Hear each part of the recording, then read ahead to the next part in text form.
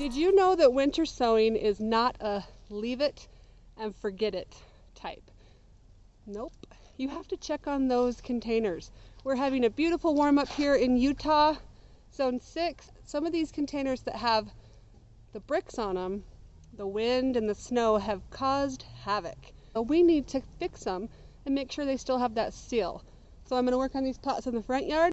I'm also going to go towards the back and check on all my containers because we're not out of this weather yet. We're storming and snowing all next week.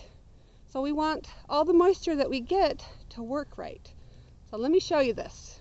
I put bricks on a lot of the pieces, but what I want to happen is that. See the condensation that's happening because it's tight enough around it? That's what I want. So I'm going to spend a couple minutes out here making it more tight and tie it on real good for the next storms. But let's look and see. I'm pretty darn sure we don't have any germination. That almost looks like a germination. What are you? What are you, little seedling? Oh, it's so dry in there. That doesn't make any sense. Let's see this one. Anything in that one? Nope. Oh! Okay, let's see if I can get you in there. I saw some seeds. What are you? Let's have it focus. What are you, little baby? What are you? I'm also going to go to the backyard, check on all my winter sowing jugs and make sure they're nice and secured. Their seal is good because now is when the magic happens. We are mid-March in Utah. So end of March, beginning of April, we're going to start seeing a lot of sprouts. And don't stress, we're going to see warm weather sprouts a little bit later than that. But now it's going to be about making sure the sill is on those jugs and we give them sufficient water, especially in a desert like I live in. But don't worry, I'll bring you along. So I'm going to inspect a lot of these and make sure the sill is good. So we have a greenhouse effect, which is why we're doing winter sowing, to get these in these little greenhouses so that we can grow them outside and not fill up inside so much. But I always fill up both because I can't get away from plants.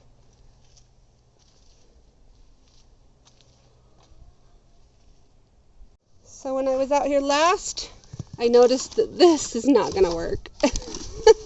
It says dwarf bolero marigolds. So we're going to seal this back up. This should have held with all that duct tape, but you know, the dog's out here running and knocking everything over. So let me show you what it's supposed to look like. Do you see the condensation on these? That's what you want.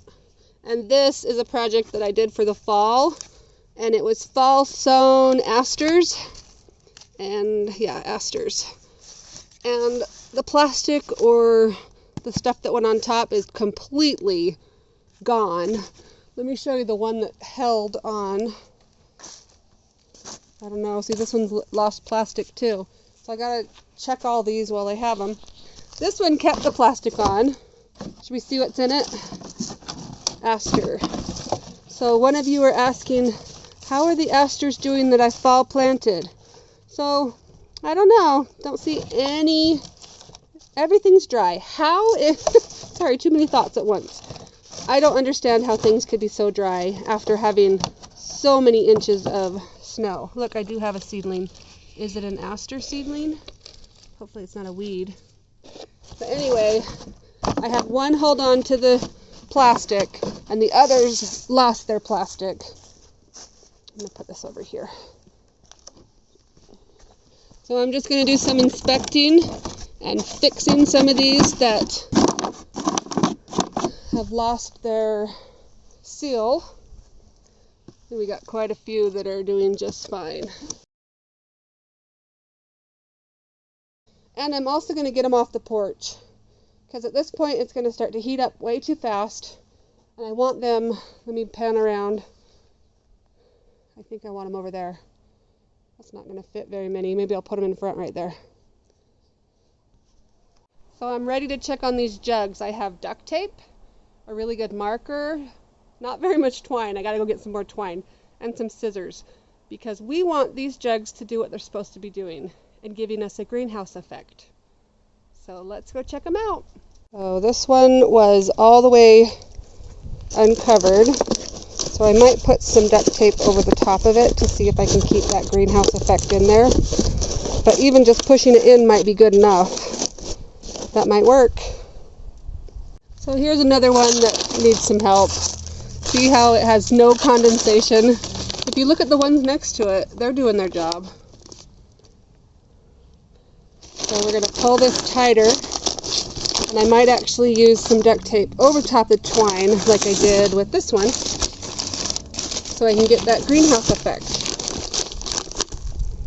Okay, that should do the job a little bit better. And you still want the holes, but you want it to secure the plastic on as much as you can. Look at this one.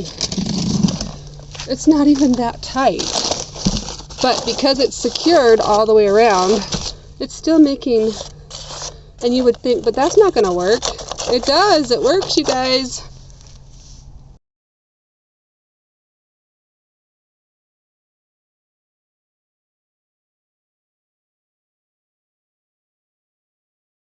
Okay, I've shored up a couple of them. They're a lot tighter. If you can get the twine or the rope or whatever you're using to be really tight in the beginning, then when you have those crazy storms, when the floods come up and the rains come down, it's not going to mess up your pots. Okay, these pots look better. It doesn't have to look pretty. It just has to hold the tight seal. Now they're ready for the storms.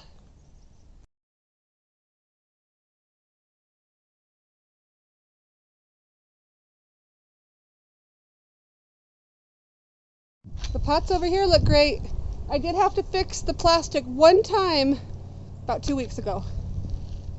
But they have the condensation on them. They're nice and tightish. They are going to grow.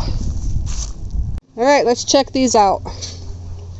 See if anything looks like it's not holding moisture. Condensation. Those two I already talked about. They need help. That one lost its plastic altogether. We got to put plastic back on that. This one right here, even though it does have some condensation on it, I think I'm going to duct tape around. We'll do that over here. So I'm going to duct tape all the way around because the twine didn't hold its shape. And there's, that's the last season we used this pot, but we want it tight like that. Duct tape to the rescue. We're holding the shape a little better. We still have spots that we're letting moisture in. This one might need a spot right there. It doesn't have to be pretty, it just has to work. So now it can join its friends and look like its big brother. See? They're doing good. They're doing good.